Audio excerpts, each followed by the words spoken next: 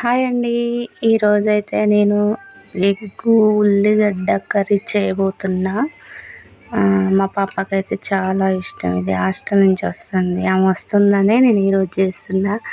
ఇంట్లో కూరగాయలు కూడా ఏం లేవు. ఎటు చూసినా ఎగ్గు, ఉల్లిగడ్డ లోపడ్డాయి. ఎగ్గు నేను ఆయిల్ వేసుకున్న తర్వాత ఎగ్గు పోసుకుంటున్నా. ఎగ్గు 3 ఎగ్స్ పోసుకున్నా. 6 ఉల్లిపాయలు తీసుకున్నా. అవి ఎగ్స్ ముందు ఆమ్లెట్ లెక్క పోసిన తర్వాత ఆమ్లెట్ లాగా మగ్గినాక తర్వాత మళ్ళీ ఆనియన్స్ వేసుకున్నా. ఆనియన్స్ వేసుకున్న తర్వాత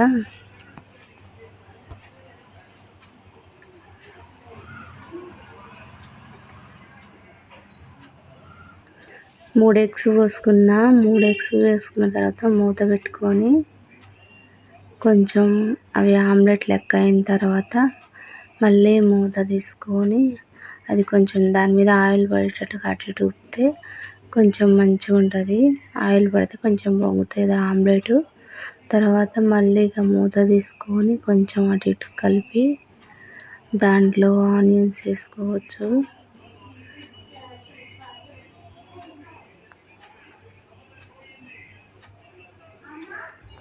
పచ్చిమిర్చి వేసిన తర్వాత ఉల్లిపాయలు వేసిన, కొంచెం జీలకర్ర వేసుకున్నా.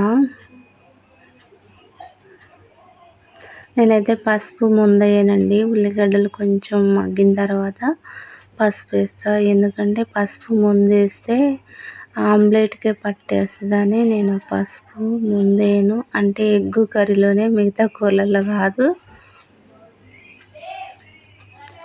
ఇప్పుడు ఆనియన్స్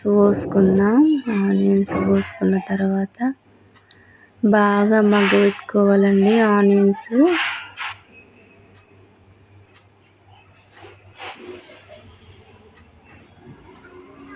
ఆనియన్స్ వేసి మంచిగా కలుపుకోవాలండి. బాగా కలుపుకున్న తర్వాత కొద్దిసేపు మూత పెట్టుకోవాలి. మగ్గిపోతాయి, అవి కొంచెం మగ్గిపోతాయి.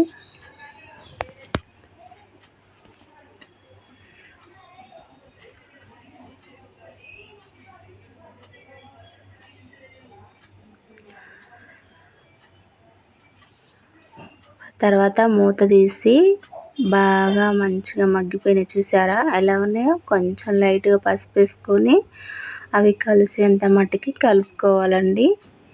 మంచిగా కలిపి పెట్టుకోవాలి.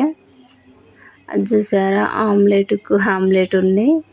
అట్లా కలిపిన తర్వాత మంచిగా పసుపు అంతా ఆనియన్స్కి పట్టేటట్టు కలుపుకోవాలి.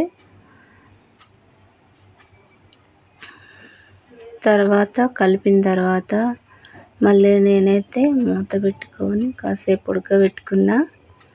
కొంచెం మగ్గిపోతాయని ఆగిన. తర్వాత ఏం చేయాలంటే ఇంకొక ఎగ్గు ఆనియన్స్ పైన వేసి కలుపుకోవాలండి. ఒక ఎగ్గు పోసిన, అది కొట్టేసరికి దాంట్లో పడ్డది. ఒక ఎగ్ పోసి తర్వాత బాగా కలుపుకుంటే పొడి పొడిగా మళ్ళీ విడివిడిగా వస్తుంది. ఉల్లిగడ్డల గిట్ట ఆమ్లెట్ పోసినట్టు వండుకోకుండా ఉల్లిగడ్డలలో పోస్తే వేటికోటికి విడివిడిగా ఉంటుంది. మొత్తం పొడి పొడిగా అయింది. అప్పుడు బాగుంటుంది. ఆమ్లెట్గా ఉన్నట్టుగా ఉంటుంది, పొడిగా ఉన్నట్టుగా ఉంటుంది. కానీ బాగుంటుందండి ఉల్లిగడ్డ ఎగ్ కర్రీ. మా అమ్మాయి బాగా ఇష్టమని ఈరోజైతే నేను చేస్తున్నా. మళ్ళీ మూత పెట్టుకొని కాసేపు ఉడకబెట్టుకోనియాలండి. ఆ పచ్చివాసన పోయిందాక ఉల్లిపాయలు కొంచెం ఉప్పు వేసుకుంటాను నేను. తగినంత సరిపోయేంత వేసుకుంటున్నా నేను.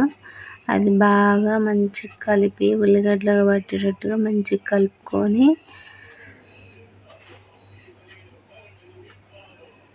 కొంచెం అల్లం వేసుకుంటానండి నేను. కొద్దిగా అల్లం వేసుకుంటున్నా. ఎందుకంటే నీసు వాసన రాకుండా ఉంటుంది కదా అల్లం వెల్లుల్లిపాయ పేస్ట్ వేస్తే. అందుకని నేను కొంచెం అల్లం కలిపి మిక్సీ పట్టుకున్నా. అప్పటికప్పుడు పట్టుకున్నాండి నేను మిక్సీ. ఇప్పుడు మూత చూడండి, ఆ నూనె మొత్తం పేరుకుంది. అప్పుడు ఉడుకుతూ ఉంటుంది. ఇక నూనె పైకి తేలుతూ ఉంటే ఉడుకుతూ ఉంటుంది. కానీ ఉల్లిగడ్డల్లో కోడిగుడ్లో ఆయిల్ ఎక్కువ ఉంటేనే టేస్ట్ ఉంటుందండి. తర్వాత నేనైతే కారం వేసుకుంటానండి. కొద్దిగంత కారం వేసుకుంటున్నా. మీ రుచికి సరిపోను మీరు వేసుకోండి. మేమైతే కారం ఎక్కువనే తింటాము. బాగా కలుపుకొని అంతా పట్టేటట్టుగా కలుపుకోవాలండి. అది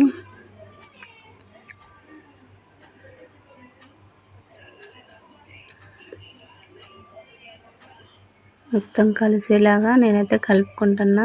అట్లానే కలుపుకోవాలండి, ఎందుకంటే ఉల్లిగడ్డలుగా మొత్తం కలవాలి కదా. అందుకనే మొత్తం కలిపిన. ఇంకొక 5 నిమిషాలు మూత పెట్టుకొని ఉడకనిద్దామండి, ఎందుకంటే కారవాసన పోవాలి కదా. అందుకని ఇంకొక 5 నిమిషాలు మూత పెట్టుకొని చూసుకుంటే అయిపోయింది. ఇప్పుడు మూత తీసి మళ్ళీ ఒకసారి కలుపుకుందామండి. ఆ పచ్చివాసన అనేది పోయిద్ది, కారం పచ్చివాసన అనేది పోయిద్ది. ఒక 2 నిమిషాలు ఉంచుకుందామండి. మళ్ళీ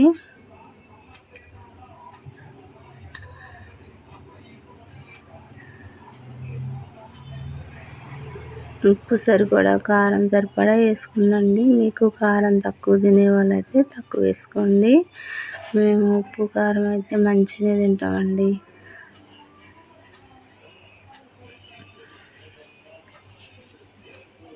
కొంచెం ఉప్పు సరిపోలేదు, అందుకనే మళ్ళీ ఉప్పు వేసినండి. కొంచెం ఉప్పు వేసి కలుపుకుంటున్నా. కొంచెం ధనియాల పొడి వేస్తున్నాండి నేను. కొంచెం ఎగ్గు కదా, నీసువాసన రాకుండా ఉండడానికి కొంచెం గరం మసాలా వేసిన. ఒక 2 నిమిషాలు అలా పెట్టి ఉడకబెడుతున్నా. 2 నిమిషాలు ఉడికిన తర్వాత బౌల్లోకి తీసుకోవటమే. గ్యాస్ ఆఫ్ చేసిన, నేను బౌల్లో పెట్టిన రుచికరమైన ఎగ్ కర్రీ